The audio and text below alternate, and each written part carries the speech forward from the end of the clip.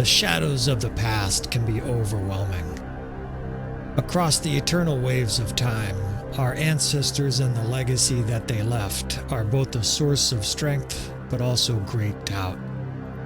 Mata had led her clan for 2 years now, but despite her growth as a commander and leader, and many successful battles, the kingdom continued to be in great peril. Vast enemy forces were overrunning the border, and constant warfare had left the new leader shaken. Her own family doubts had made things much worse. Factional differences began to solidify, with her mother Arwa strongly supporting Mata's path and meticulous planning, while her sister and other family members constantly counseled a different and more aggressive campaign, while actively and not yet openly stirring dissension within the ranking members of the clan. By the winter of 1106, tensions had reached a point where the two factions were no longer on speaking terms. Something had to give, or the entire family would collapse under the weight of this immense pressure. Mata spent many hours at Danustica busy with the many concerns of the family capital, fortifying the garrisons and working long days to ensure the troops had food and the resources to win battles. But she also spent time in the high places of the palace, asking herself the same question over and over again. Was this her father's ultimate hope? For her to be a vassal and a defensive bulwark of the kingdom? Or did he have dreams and aspirations to something more?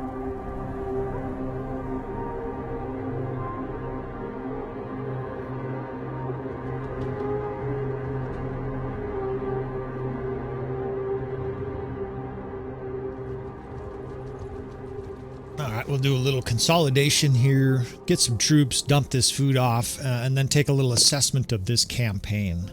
We've got the Northern Empire just to the north of us, and they're being assailed here. Who is this? Sturgia. Okay, so it looks like there's a sturgeon. There's a sturgeon insurgency here to the north. That's interesting. They may become enemies soon.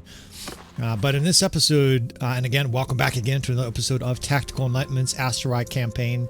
I think in this episode here, we're going to do a little consolidating of power, right? We were just able to fight off multiple large armies. Our Aserai forces here took Vostrum. Of course, we took Vostrum. And we're going to get some troops here, dump off all this food. This motherfucking Jawal guy here is playing with fire. We're going to dump off some of these armies as well. I'll talk more about that. We're going to shrink our army size here a little bit. That's a critical thing that I think players sort of miss in Bannerlord, and it's part of the reason you want to have advanced tactics to be able to win battles where you're outnumbered, is if you have a huge force, you just move so slowly on the campaign map. So oftentimes I'm going to spare you this here, but just going to tell you what we're doing here. I'm just gathering a bunch of troops here. I'm probably going to get 100 out of the garrison here. We're going to spread these troops across our various different companion groups because I want to go refortify a couple castles, in particular Morania Castle, and I will try to talk more about Morania Castle in this episode. Is going to be a key bastion of defense for us in this campaign. So we want to get some troops there. I've got to dump some food off here. We're going to load up some archers here because we just had a bunch of battles in this episode, or in this campaign rather. Mata is in charge of the clan. And she's starting to sort of hit her stride here, right? But we did suffer a bunch of losses. We've got to get our companions restocked here and dump off all this food. We've been piling up food for a while because we do plan on making this our capital. Danustica will be our capital throughout this campaign. We haven't lost it yet, right? We've basically got this castle like 20 years ago, of course, before the time warp. And this castle, or this city rather, has never been taken since. So all this food that we've been collecting at various little villages, and we bought a bunch of shit at Hassan Folk, we can now dump off in Danustica. This is to restock armies later on. This is to help Danustica if it gets sieged. If the peasants are in a situation where they're starving or something like that and morale is cratering, we can just rain food on them. So this... You motherfucker, I told you were playing with fire. So this is another thing we're going to do here. We're going to destroy all these little armies that are sort of around Danustica. These guys are raiding villages. These guys are attacking armies of opportunity. That's nice. He's got a bunch of prisoners here. We can keep loading up on troops. I've got to get some of these troops sent to these other companions. Man, this guy had some delicious prisoners. And that's partly because the enemies we're facing are higher end. And I'm going to auto-resolve most battles like this against 180 troops. But we want to shrink our army here, right? So I'm going to continue. You're going to continue to see me consolidate, give higher end units to our companions, right? Arwa here is the regent mother of this campaign. She was the original wife of Wazu before his tragic passing of overeating. And we're going to have her be an assassination division. She's going to have lots of cavalry and high-end units to chase down enemy fucks on the battlefield. And that's something I will talk about more later as well. Now, Ruwa, the aggressive sister of Mata here, right now she's a party leader, but I think we're going to change that just because she doesn't really have the specs for it. I just wanted to give her a little bit of experience, and we're role-playing that she whined like a bitch because she wasn't in charge of an army, so Mata placated her by dumping some troops on her. But I want to have a smaller army, right? There's two reasons. The first was more than two reasons, but the first is I want some of these armies that were part of our larger army running around here attacking these fucks that are raiding our villages and attacking targets of opportunity. This fuck, Metella, this guy's chasing our units. We need to round these fucks up, and you can't do it with a massive army. If you just have a giant massive army, these units just run around neener, and they fucking raid your shit.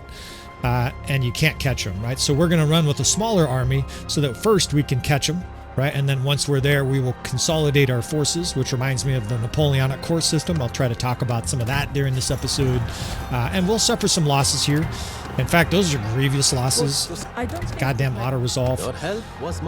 I'm sighing because that's something that I'm frustrated with, although this is nice. All these armies have prisoners, and of course that's because they've been capturing all of our Aserai forces, right? Just owning these guys like a bitch. We're coming through here and basically cleaning up the trash and freeing all these guys after we rescue these armies. We'll take these prisoners. In fact, we're overloaded, but that's okay. So if you have a huge army, 1,500, you can't catch these armies, and you also move around so slowly. There's a nice piece of armor. You could stick that on Mata. You move around so slowly on the battlefield map that what happens is you can't really catch stuff, and more importantly, you can't participate in nearly as many battles as you can if you have a smaller army, right? If you have an army, I see guys running around with 1,800 and playthroughs and stuff like that. In fact, I won't say who it was, but I was watching a guy do an Aserai campaign, and for like 4 episodes, he had an army of like 3,000 or 2,600 troops, and he was crawling around the battlefield. And it was painful to watch because he would fight other forces that were 2,600 or whatever, and he would win, but not by a wide margin, right? He was fighting armies with more troops than his enemies and kind of stumbling his way through the tactical side of things. And that's part of the reason that a lot of guys run with huge armies is that they're not capable, or they're lazy or whatever. For whatever reason, they don't do tactics in Bannerlord. They just, they have 3 divisions and kind of throw them directly at the enemy. And because of that, they need huge armies. Well, we don't need huge armies, right? We're going to be able to challenge. I don't think I know you. Challenge forces here with a smaller force. I'm going to gather up a few troops because these guys are nearby, and we're going to try to tackle this Khazate force. This guy here, we'll have him join the army. These fucking Khazate. This isn't even their territory. I guess they have a castle here. That's why there's some forces here. But we've got to get rid of these forces here before we consolidate our power. So you're going to see us a lot in this campaign with an army of 700, 900, 1100, fighting forces of 2,500 or 3,500, 600 against 1,500. And we're doing that because we need to move around this battlefield fast. If you have a huge army, again, you move so slow, it's very difficult. Looks like those forces were captured. That was a bummer. We didn't quite get there in time. If you move too slowly, you just can't help enough of the campaign at once. Think of it like being a giant fat guy in a fight.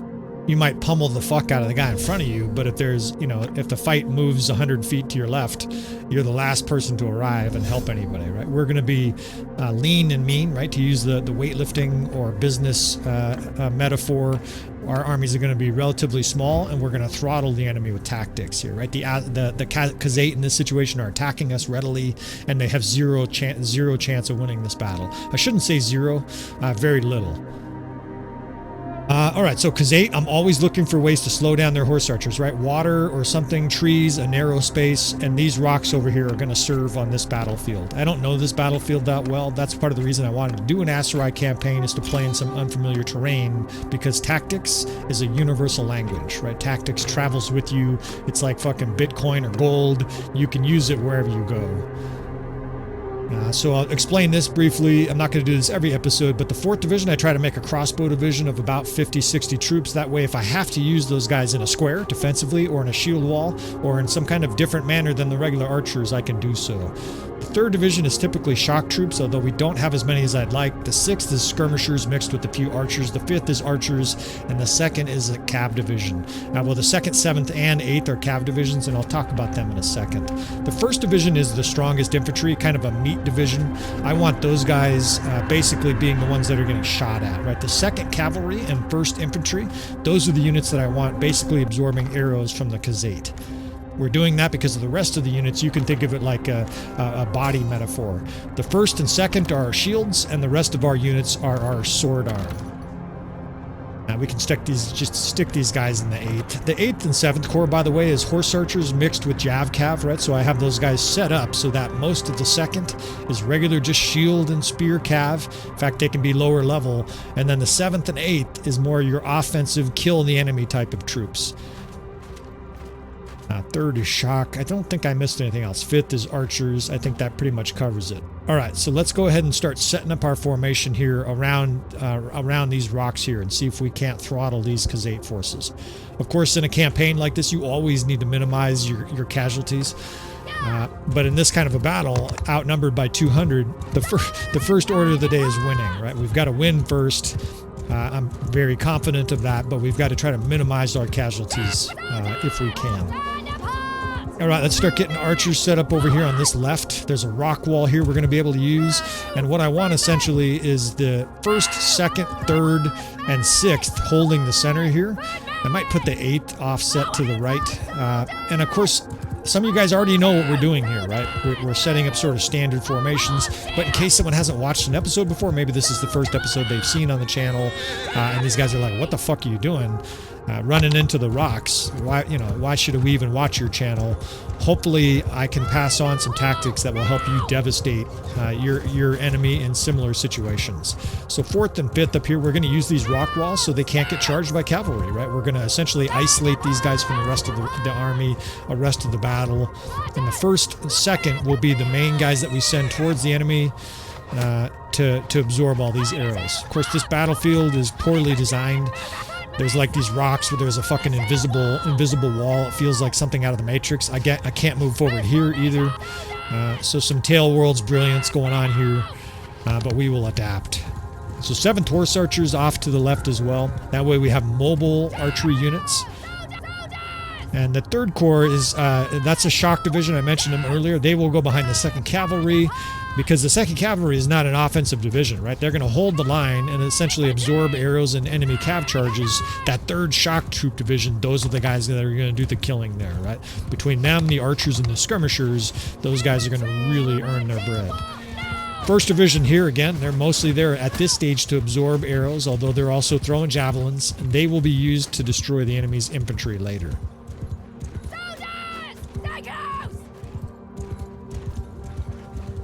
So just dragging the 8th Corps here, the reason I'm doing this as well, I'll do this a lot of battles, is I like to sort of disrupt the horse archers. And look at how they can't move at all, right? They're totally jammed up on the rocks.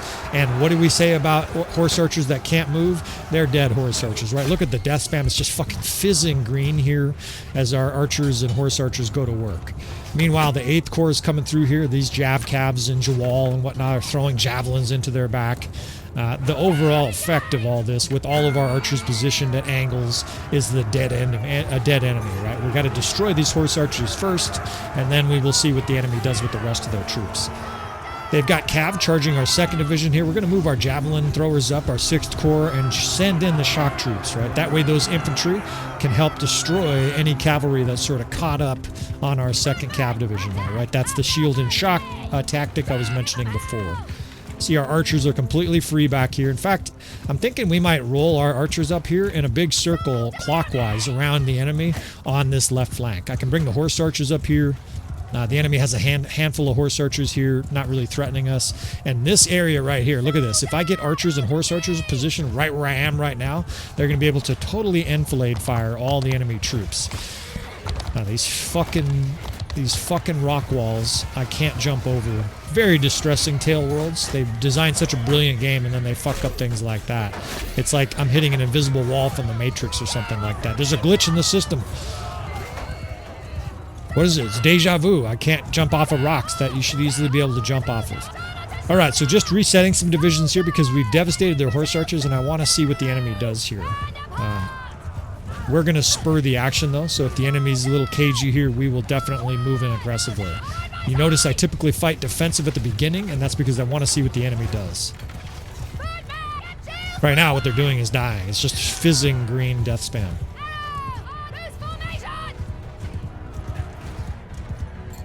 I'm going to open up the center here with the 1st Division and 2nd Division on our left. And what we're doing here is essentially opening our jaws wide for the enemy. Now, the enemy looks like they're regrouping. Either that or they're routing already because they're running way back, which gives us some time. I think we can start positioning these archers around the corner here to get sick enfilade fire on them.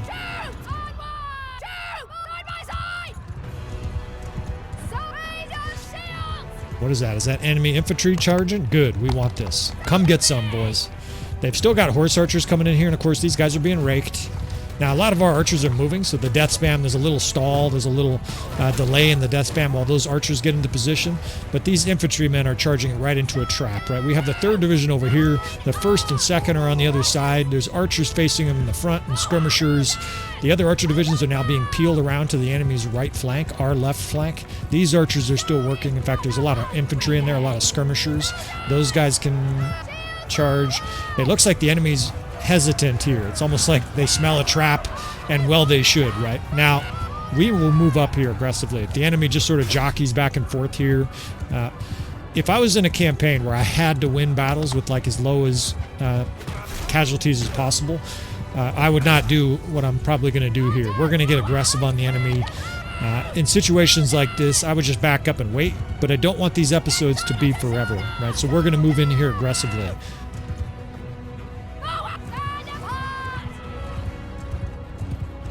That'll mean more casualties, but it's okay. We're still going to win this battle.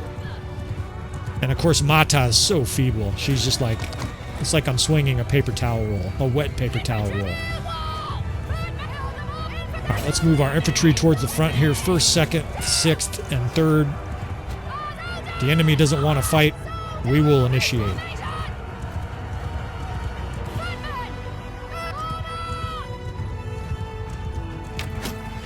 They've got archers that moved up, very foolish, right? The 8th Corps is right behind me. We're going to be able to run them right through those guys and disrupt them. The 7th Corps is getting jammed up over there. I'm not sure if they're having a hard time with the rocks, but those troops are taking way longer than they should have to get down here. Of course, we're running into more invisible walls. The enemy's nice little secret here is to jam up this campaign, or this campaign map with a bunch of fucking cheating invisible walls. But here, we're just going to do a frontal assault. The archers are taking too long to get into position. We have the advantage here. We're just going to barrel at their archers with these 3 infantry divisions. It's actually 2 infantry divisions and a cav division, but the 1st, 2nd, and 3rd, it is 3. 1st, 2nd, 3rd, and 6th are all going to push forward. The archers will be on their flank here pretty soon, and very quickly these archers are going to get torn up. Now, they have a much stronger archer line than I would have liked to see. I definitely made a couple mistakes in this battle, but when you strive for a very high level of performance, the nice thing is if you make a few mistakes, then you only have a high level of performance, right? Instead of a complete massacre, you have a partial massacre. Of course, the enemy still is getting completely liquidated here. But these archers still are not in position, right? So some of my plans I sort of launched into battle here before the fruit was ripe, so to speak. But it's not going to matter, right? The Khazad are really kiting back, and we have 2 cav divisions just trampling them. All these Jawal units. the Beni Zalal and the Jawal. I'm going to be recruiting these as often as I can in this campaign. I mentioned it earlier. The Beni Zalal and the Jawal are sort of they're role-playing, right? There's a little role-playing enemy. It's culturally correct, right? We have these guys on camels and shit helping us. The Beni Zawal is one of my favorite mercenaries, and I'll try to talk more about them later. But this battle's over. Anyways, the point is, though, is I'm going to try to get those mercenaries part of our kingdom as soon as we can. I just love these big camels just trucking everybody on the battlefield. It's a fucking great cinematic effect. All right, so way more casualties, probably triple what I expected to have there. But of course, part of that was I rushed through that because I don't want these episodes to take forever. I'm trying to really split the gap between fighting these battles in a meticulous, optimal way and making these episodes reasonably concise, right? So we will take some prisoners here and move to Morania Castle. We've got all these troops, which is beautiful. We're getting all these prisoners. We're going to be able to dump a lot of these guys on the castle garrison of Morania Castle.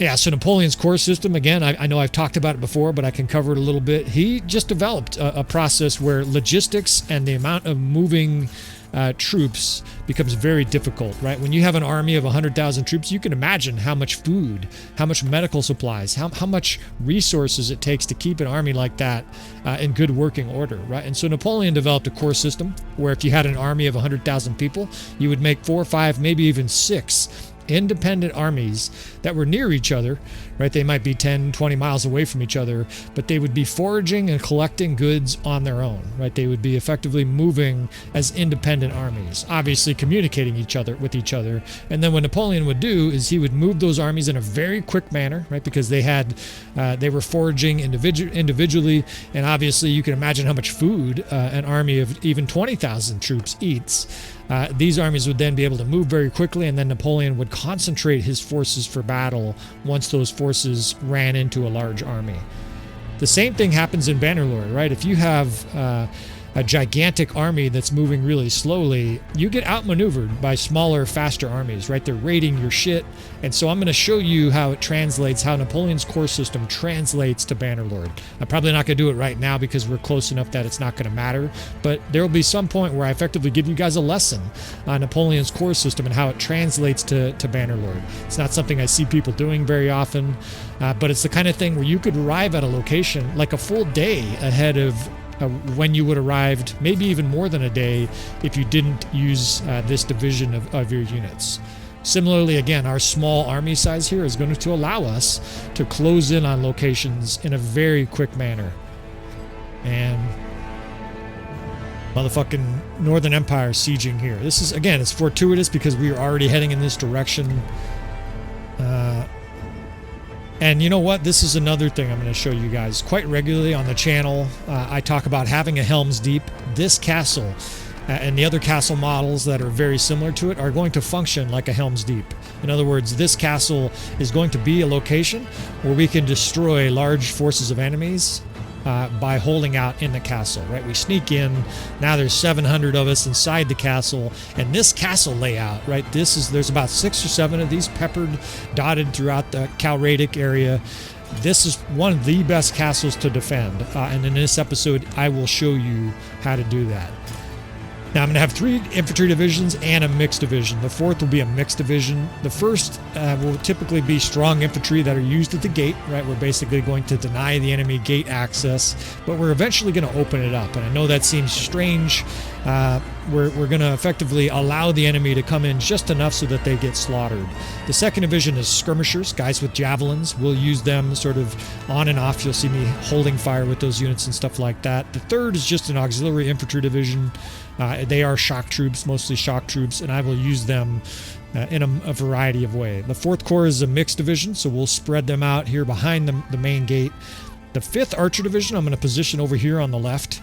You want them sort of out of out of bow shot of the enemy. In fact, I might even experiment and show you guys a little bit of what you can do with this castle with a secondary defense, right? There are ways to use this castle in a manner that if the main gate gets blown out, you can still defend and survive a castle siege here, right? This is something that's a very nice feature to have because sometimes you'll make a mistake. Sometimes the enemy will pour in and you will get overwhelmed. 6th Corps over here on the right, and the 7th and 8th I'm going to assign once the battle starts. Now, the reason this is such a good castle defense is because all the sloping hills down towards the gate. That means your archers can position over, sort of above the enemy there and fire projectiles into the gatehouse. On top of that, of course, because it's a compacted area, all of these archers can also shoot all the guys coming up on both sides. Now, I didn't actually see, I think they have a siege tower. What we're going to do is effectively allow their siege tower to get up to the walls. Why? That seems crazy, right? I'm telling you right now, I will bet 1,000,000 dinars that we can defend this castle. I've defended it before many times. This castle is almost like an old friend, right? I know how it operates, and the enemy has zero chance to win this. No, that sounds arrogant or cocky. This is just the truth. In fact, we're not going to destroy that siege tower. I'm just going to let it arrive up here. And that'll do two things. First, it'll show you sort of a worst-case scenario for defending this. But also, it'll allow the enemy to die faster. I mentioned it earlier. I want these episodes to cruise by. Sometimes when you destroy a siege tower, the enemy takes forever as they send up guys 2 at a time on the ladders. In this case, we will simulate both the worst case scenario with the enemy arriving at all 3 different entry locations to the castle, and we will show you how quickly they get destroyed, even by doing so. Again, to speed things up here, we're using the RTS mod, right? We're cruising right along here. We're just going to fire these catapults as quickly as I can. And again, I'm purposefully not destroying that siege tower. There's certainly some guys who are, like, what are you doing? Well, we're doing this intentionally, right? I understand. If we had to win this siege, say I bet my life on it, we would destroy their siege tower, right? We would deny them access, and then they would only have the ladders in the front gate. It was already a certainty of victory, but that would just make it a complete blowout, 0% chance. I'd have a better chance of having a menage a trois with Natalie Portman than the enemy of successfully sieging this castle down. Just fire a few more of these grenades here. I don't think she has any spec points to throwing. That's why she's kind of pencil-armed, barely getting the shit out there. Welcome to the party here, boys. These guys get flamed. That was the first guy over the edge of the trench, right, gets completely obliterated. We got one more of these balls to throw, and I'm going to get you... actually, I think I'll reposition the 5th right away. I'm going to show you a little... You assholes, fucking destroying our castle. With their last fireball, they destroy the castle. This fucking guy. No beer for you. Catch an arrow.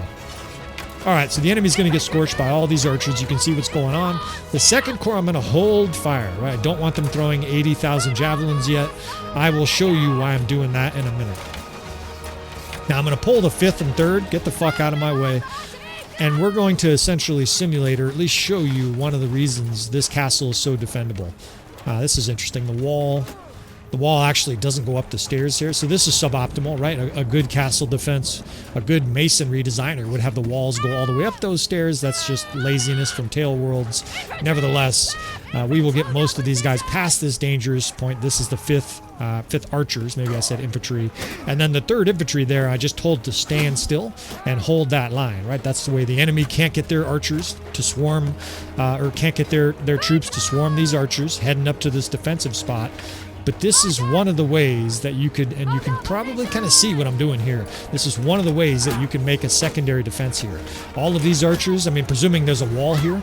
Sometimes I think this castle build, there's walls there. For whatever reason here, there aren't.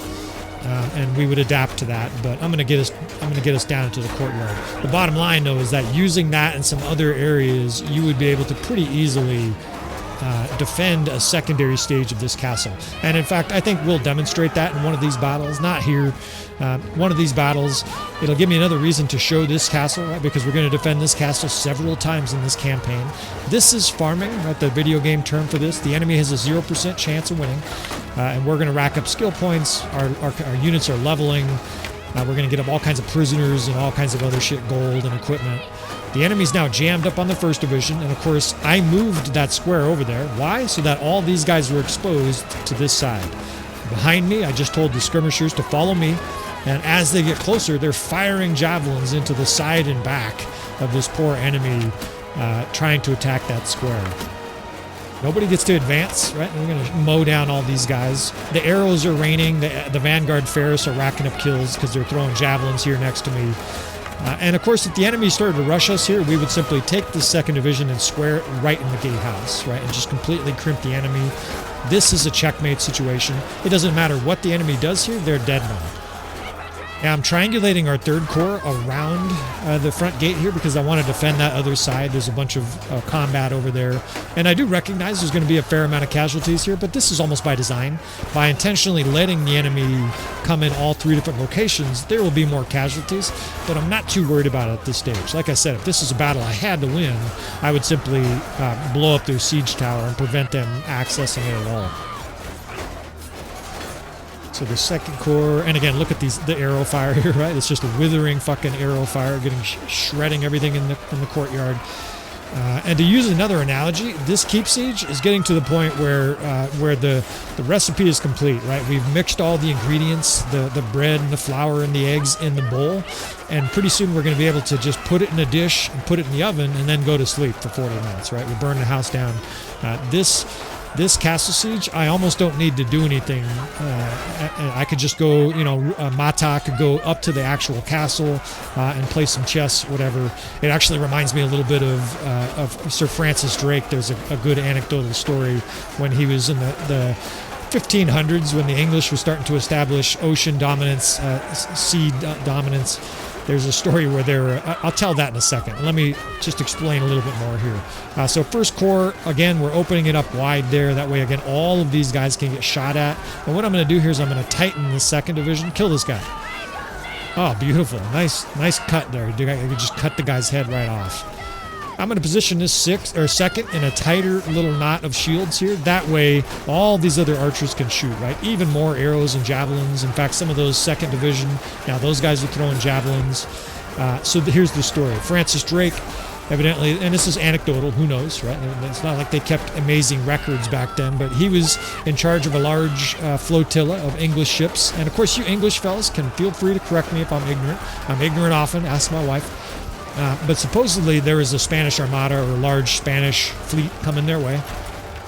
And just like this situation, where I'm just going to sit my character down on the ground, Francis Drake was so confident of victory that they were playing a game, I think bowls or something like that. They were, I guess on one of the ships, they were literally passing the time, and a scout or whatever came up and said, "What's happening here?"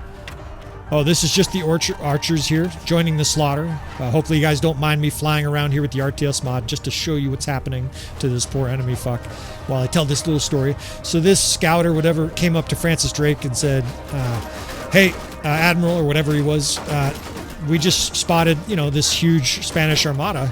What do you want us to do?" And he said, well, he was so confident of the victory, he said, "You know what? We've got enough time to finish this game." And basically he said, well, let's finish this game of bowls and then we can finish the Spanish, right? That's how odd this situation is for us in this campaign. You can see the enemy is completely trapped. They're getting torched as they come through the door here. Mata's just taking a knee. She's eating a sandwich or whatever, a trencher, as the enemy gets fucking shredded here. It doesn't matter. I think they have 10,000 troops here. We could still defend this city. The screen is just almost entirely green. I'm bringing this 5th Corps back here just to add to the killing power. Tell them to stop on the stairway there, and this siege defense is over. Now, we lost some people here, right? I was a little bit sloppy. I'm speeding through these, but even with Mata doing virtually nothing, we had less than 200 casualties. Right, this is going to be, again, the analogy I use is our Helm's Deep. You want to have a few of these in your campaign, locations you can run to where you're confident. If you're facing like a juggernaut 4,000 stack of the enemy, that you can destroy them, break them, apart on your castle, Helm's Deep like defense, right? The enemy here had no chance. Come with us. We get even more troops, so we'll be able to restock the garrison here. We get all kinds of equipment and prisoners and fucking accolades, right? They're punching out another plaque about the amazing siege defense of Morania Castle, and we're going to have a dozen of those in these campaign. I won't show you them all, of course. Sometimes I'm just going to tell you, devastated so-and-so enemy at Morania Castle, 2 weeks ago. But this is something that you want to plan for in your campaign, to have locations you can retreat to and completely annihilate the enemy, almost regardless of what kind of attacking forces they have. All right, so I will also show you the secondary defense of Morania Castle, this castle layout at another point. But here I think this is a perfect time to take a break, because not only do I have to piss, but I also have to restock this garrison, move some troops around here, get our companions resorted out here before the next phase of this episode. I think we're going to head east and fuck up some Khazate. Maybe we'll take Erzenur Castle, which is also a highly defensible location. So a little bit of editing and I'll be right back. Change out of a few pieces of equipment. I guess I should mention these guys too. We've picked up a handful of new companions. Most of these guys are dorky looking fucks with bad armor and no skills, but hopefully in time that changes, right? Destor, this guy Camnor the Scholar, and a lot of these guys I'm hoping for future engineer, governors, medical companions, maybe even party leaders, maybe even clan leaders. We shall see. Of course, Lyd, Talia, she's another one of our heroes that we're going to have for healing, hero healer. Wahan the Golden I would like to put back into the army, and what I mean by that is back into leadership. Thace, that's the new husband of Mata. Rema, that is the wife of, try to keep all these characters, that is the right wife of Cole. Of course, we've got Charlize Theron here in armor, and then again Mata. Oh, and I saw a piece of equipment I wanted to add. This is actually an instructive thing. Most of you guys know this already, but it's a nice thing. Don't always discount your lower level arrows. Look at this. Large bag of piercing arrows. Look at this one. This is much better, right? Not only do you get an additional arrow, but it's more damage. Even though it's a tier 2 item, legendary anything, right? You want to be using these. And of course, we will save those for additional bow companions. I actually don't have many bow companions. In fact, I don't think I have any other bow companions besides Mata, which we need to change that. We need to add some archers. Now, of course, we want to round up as many of these Northern Empire fucks here before they escape. And so we've designed, I just did this, of course you didn't see the details, I designed an attack dog division, right? Arwa, she will seek and destroy. Ruwa actually has a good amount of cavalry too. So these two units, what I will do is I will release them when we're near targets of opportunity, and they will chase them down quickly, right? Their cavalry heavy armies move much faster than our larger army. They hold down enemies, and then we come in and pound them. And then, of course, they think we're superheroes. The odd relation increases, even though she left our army 10 seconds ago. She's like, again, you saved us. Well, right. Excellent job, Tailworlds. We get a bunch more loot, and let's see if we can chase down this other Northern Empire force. This guy here, you're going the wrong way, dude. Maybe he thought he could sneak by. He's a dead man. We will round up all these Northern Empire scum here with our attack dog divisions. Again, you got to be aware of the fact that your units will be disorganized for, 6 hours or 4 hours or whatever after a battle. So you have to do it sort of strategically, but having those attack dog divisions I find to be highly beneficial in this setting. We get a few more skill points. I will have another companion episode here down the road. I don't want to do it right now. It's kind of right in the middle of an episode. I like to sort of feature it, and I will spend a good 5-10 minutes talking about these different companions. Here, though, we're going to change the party leaders.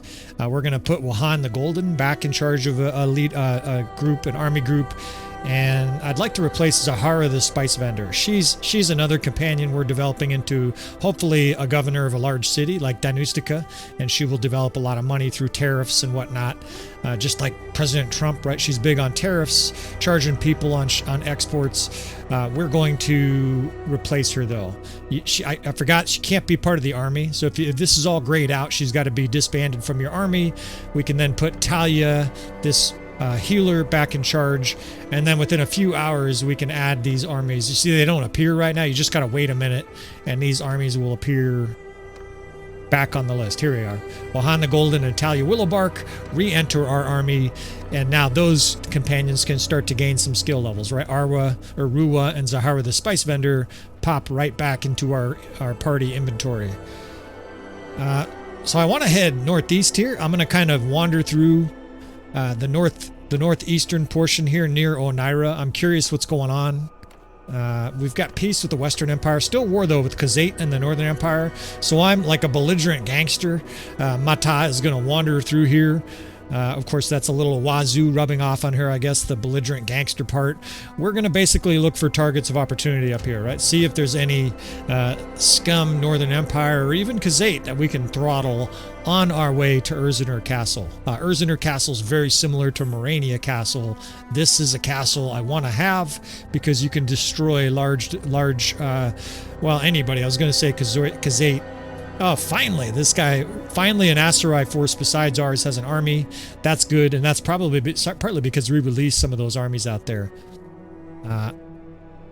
Just a little glance around here. Obviously, Valandia is by far the superpower. The Western Empire is holding their own. Britannia's got a little tiny realm. The Northern Empire is probably the biggest bitch in the campaign right now. They are being hemmed in. The Sturgeons are throttling them from the north. We may be at war with Sturgia here before too long, right? The Sturgeons are now encroaching on our territory. They've taken Oneira, and they are moving south. It's going to be interesting to have some axe-on-axe battles. I see my man Guzid being married. Hopefully he invites us to the wedding. Our man Guzid is going to be an ally in this campaign. Again, to reiterate, one of my long-term plans is even after I become a kingdom, we're hoping that the Aserai are quasi-allies. The whole fucking rest of the map, we're going to fight. Fuck them all.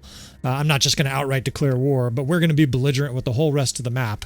But the Aserai, of course, after some initial bitch slapping until they realize that we're just as strong or bigger than them, they will be sort of an uneasy ally, the same way that Sturgia was in my deathmatch campaign, right? We will pay them for peace if need be.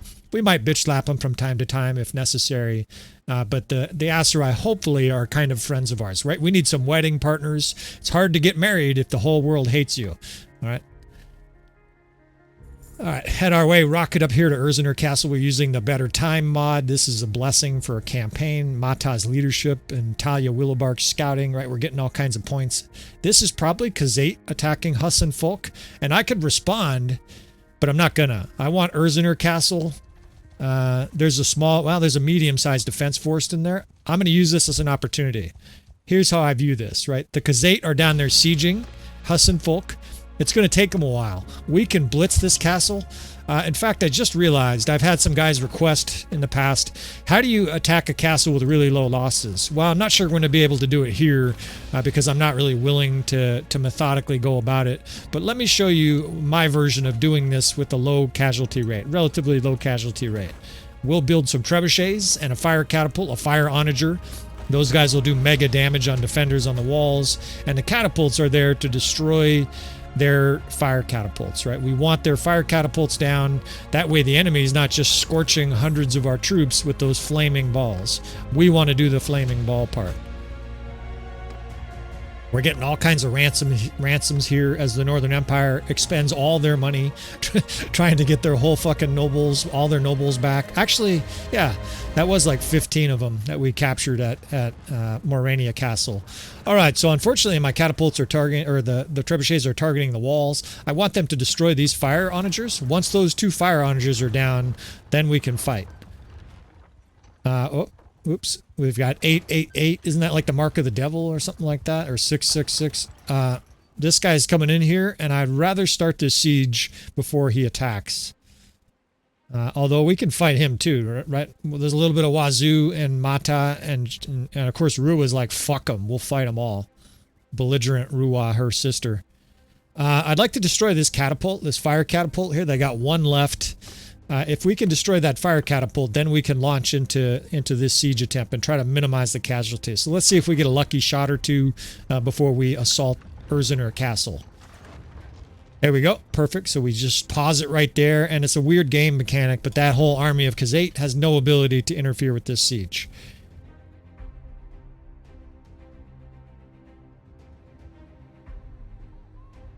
All right, so for limited casualties for a castle like this, obviously what I try to do is apply pressure to the enemy at all the points, but the main thing we're going to try to do is storm one side. It always helps if you know the castle layout, and obviously I know this castle layout well. I've defended it multiple times in this campaign, and it is a really cool castle. This right side is where the castle is vulnerable.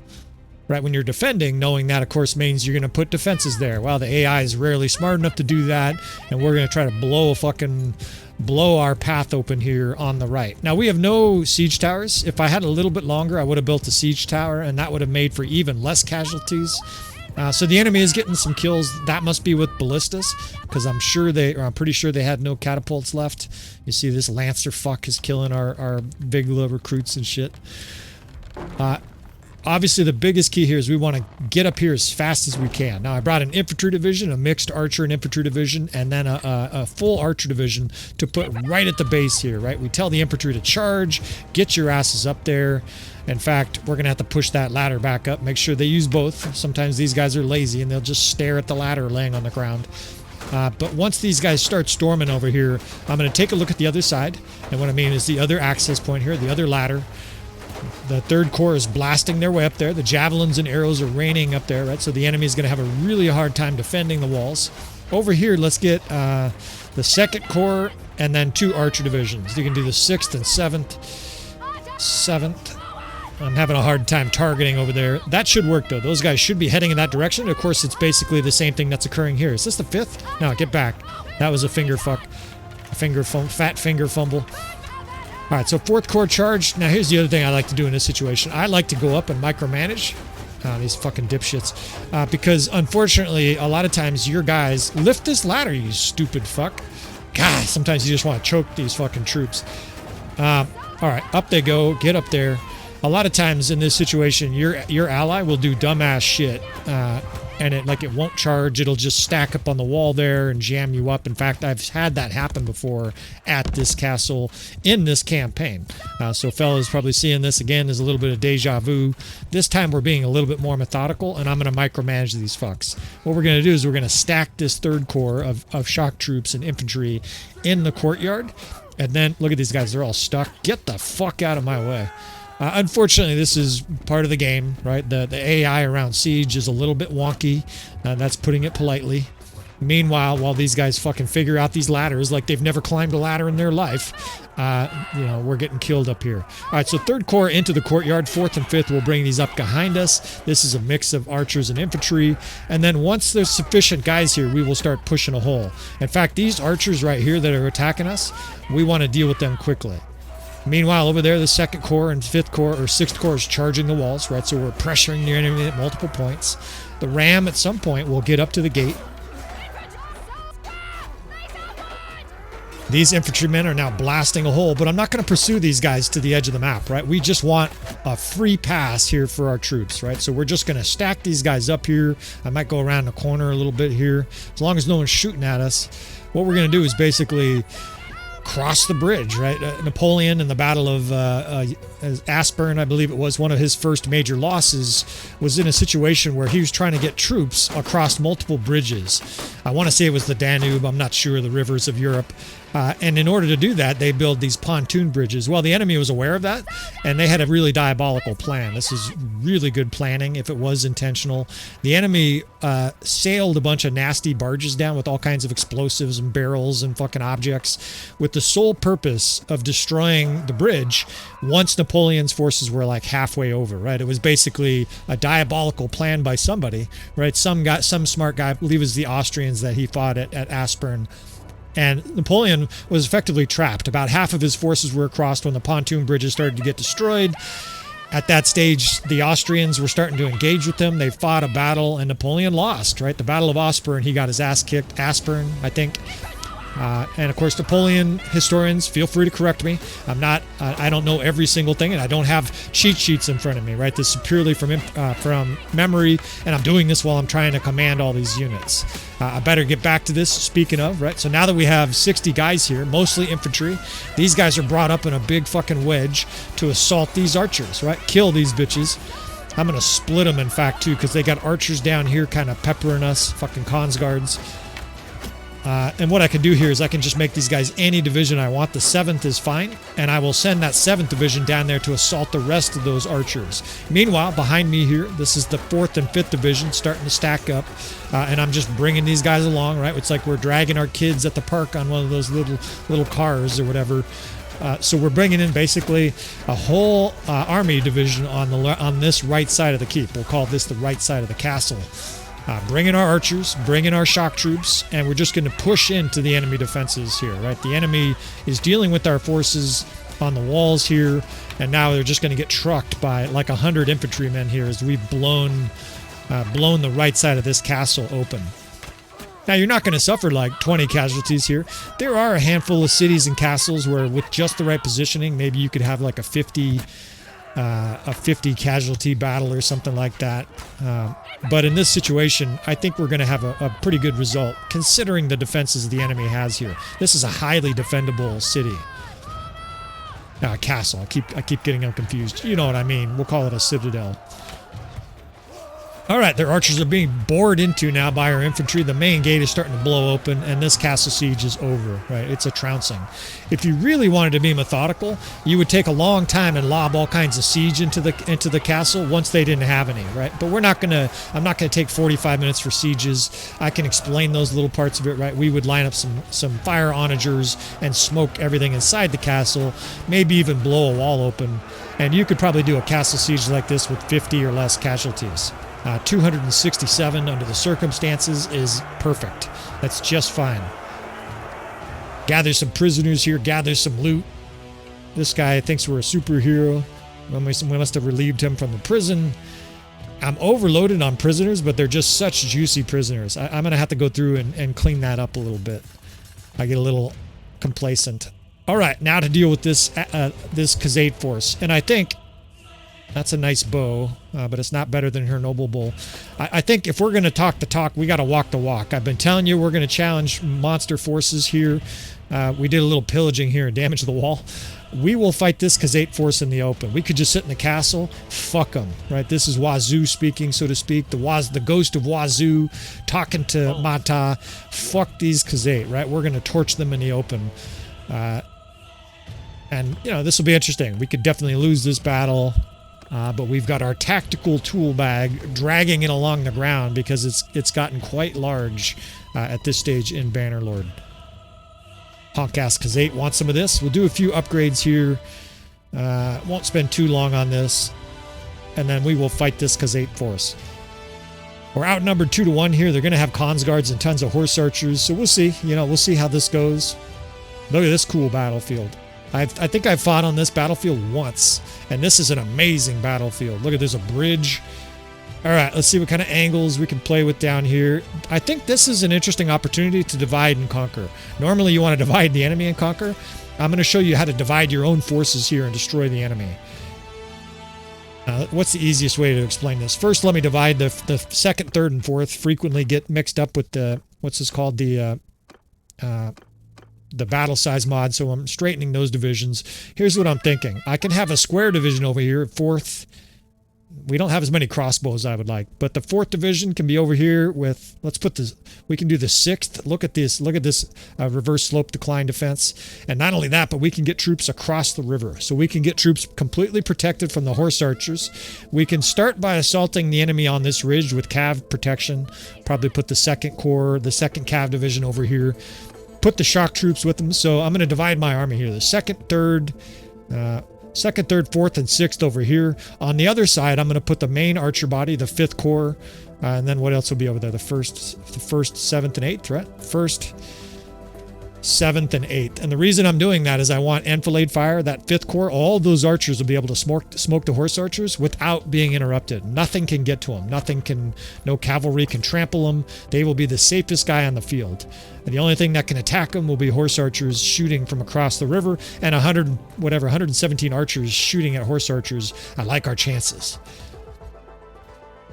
1st Corps will be over there to attack in case they send cavalry or infantry. 7th and 8th are auxiliary horse archer divisions. We'll leave them across there as well. I like to have 4 divisions on both sides here. Right? We effectively have 2 different sides to our army. So this is very advanced tactics. I might even call this expert tactics. We'll have the 1st guarding the bridge over there. The 7th and 8th just kind of set back at the distance. The 5th, of course, along the riverbed there. I don't think this river can be crossed anywhere, so it basically acts as a frozen barrier to cavalry and infantry. Here we're just going to pelt the enemy with a cav wall in front as usual, right? We will stick the second cav with the shock troops behind them, shield and shock, just to sort of absorb a lot of arrows, because we're definitely facing all of their horse archers with half of our army. Now, again, just to kind of show you tacticians what this looks like. I know some guys have a hard time seeing it from the ground level. So 1st Infantry Division, the 5th Archers are over there, and then the 7th and 8th Division, Horse Archers and Javelin Cavalry. Some camelry over there probably too. All right, so that side is kind of on ice. I don't expect the enemy to attack that. If they do, we will adjust. Over here, our cav is blocking a lot of the arrows. Of course, our archers are getting shot. I hear guys grunting. But our archers have protection, and we are flaming them with arrows, right? This is at least a push. We might even, look, we're throttling them. We're hitting them so bad, their horses are flying through the air, right? That's very good death spam. We like it, right? And of course, a lot of the arrows are hitting our cavalry. Now, we want their horse archers to back off, right? We want them to be moving away. That way they can't shoot. So we charge with the 3rd and 2nd. And this is temporary, right? This is just so our archers can light them up on the retreat. And we're going to pull this 2nd and 3rd right back. Now, eventually, I'm going to go over this little reverse slope here. We're going to defend this backside. Why? Because we have protection from all of these horse archer arrows from across the river, right? That 5th Corps over there, the horse archers on our side, will be able to pound the enemy from safety. So we're going to move the 2nd and 3rd a little closer. Of course, we're using these 2 different armies in conjunction. Now here, we're going to suffer losses, right? Because I'm moving shock troops in the 2nd Corps while the enemy's pursuing us with horse archers. That's okay, right? Some losses are inevitable. We're fighting a huge force of twice our numbers. And again, they have elite lords commanding the division. Look at these horses flying everywhere in this battle. That's how bad we're fucking the enemy up, right? It's raining horse archer bodies. All right, so the horse archers are probably going to circle us at some point. That's good, because this 2nd and 3rd Corps here are going to turn into destructive blocking walls of death. Here they come. They're getting enfilade fire like a motherfucker, right? Our archers across the water there are scorching them. They can't get to them. And look at they are. They're going to circle right across the riverbed, right into our 2nd and 3rd Corps. What are we going to do? We're going to charge, right? We're going to bottle them up with squares and charge with this cav division, this is 2nd Division, and shock troops. Suddenly, the enemy's entrapped. They can't move. They're being strafed from across the river. The 5th Corps is over there raping them. The 3rd Corps is in here bellowing. I hear the guys roaring, and the enemy is getting liquidated. They're getting some kills, of course, but they are also getting fucking scorched as our infantry, cavalry, and whatnot just completely shred them. Look at this green just Consguards fucking destroyed. That was pretty savage, if I do say so myself. Sometimes things come together beautifully, and we will go back to our positions here, right? Why would we change our positions when they're so strong? This is like a chess match. Make the other player make a mistake. The enemy, they really do look disinterested. I know it's just the AI moving them around, but their troops look like they don't know what to do. Let's retreat. They're just like full on pulling back. Get out of here, Consguard motherfuckers. This is one of their high-end lords, of course. I think he might be able to one-shot me with an arrow. It's hard to know how high their skill level is. So we will run. You're going to see Mata run a lot. Okay, their infantry's coming in. Good. If they attack us here, we'll kite. If they don't, they're going to cross the bridge, and it's going to be just as bad for them. It's checkmate, again. Just like we've talked before, you design a situation where the enemy cannot win. Skirmishers and archers, we're pulling them back a little bit in case that infantry comes to us. It does look like they're crossing the bridge. So we're going to just hold the lines here. And here's what I'm going to do on the other side, right? We're going to move the infantry back because we want to kite the enemy. Over here, we're attacking their cav again. We'll charge with the 2nd and 3rd. I know there's a huge amount of multi-tasking going on here. That's why I said this is expert tactics. The 1st Division are pulled back in a square, and we will attack the enemy with hammer and anvil with the 7th and 8th Corps, right? Sending them to the other side of the battlefield over there. The enemy's now coming in, facing archery fire, being shot from many directions. Over here, we're just kind of keeping our guys on a leash. Now the 7th and 8th get brought in, right? Because we want to cut off their retreat. The infantry is going to attack here soon. I'm just dragging the enemy in. They're getting, it looks like they're getting a little nervous about the 200 cavalry charging them. In go our cavalry. The infantry is told to charge. In fact, the archers at this stage can be told to charge as well. You can see Mata over here is purely a commander. I'm not even attacking or shooting at anything. 5th Division charges. The 4th and 6th behind me are told to charge.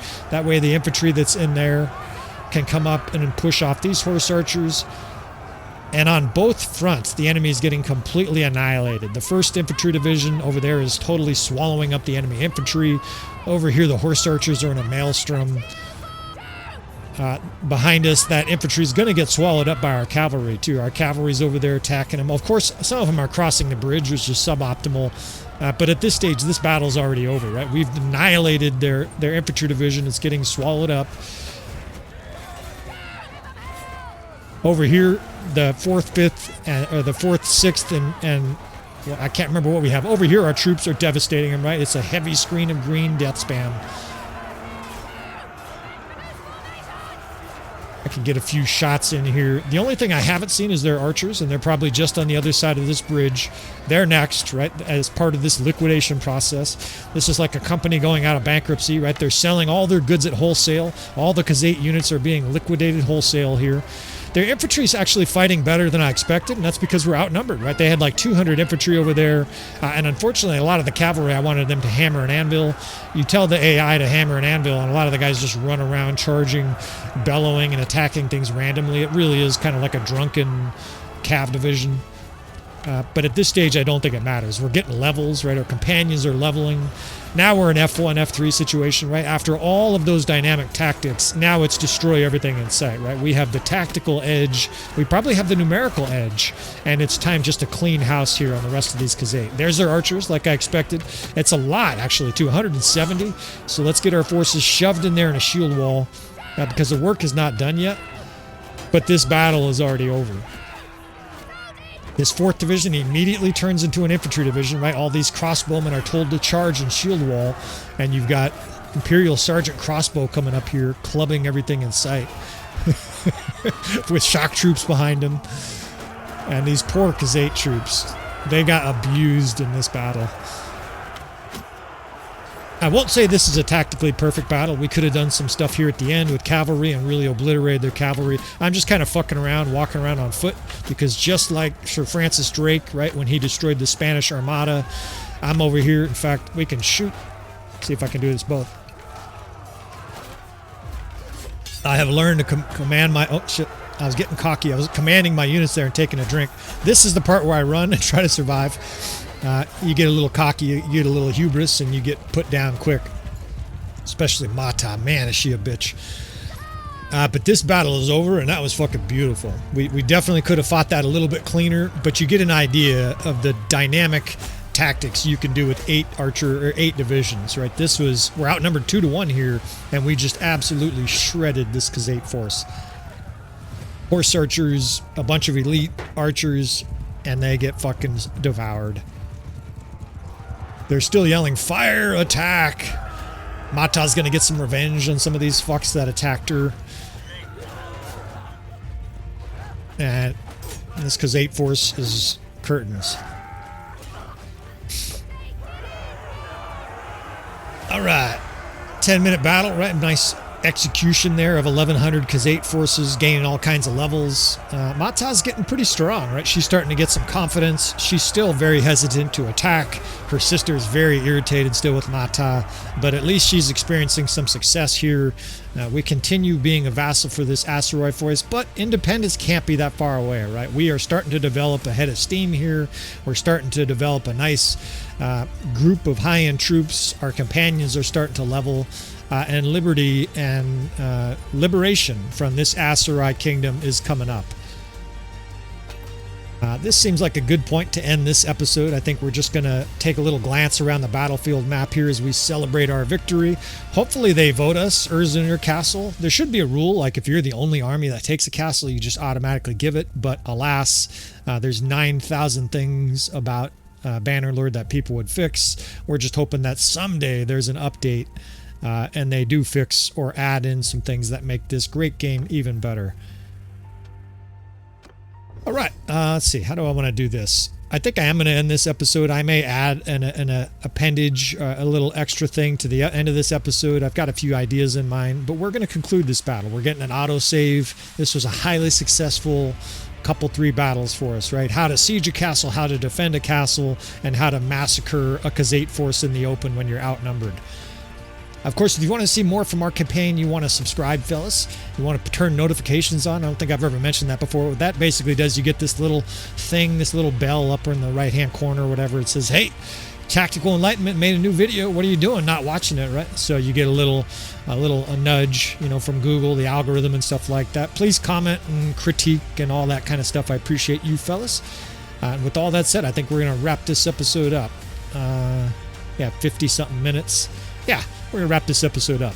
Again, I appreciate you, fellas, and I will see you guys next time.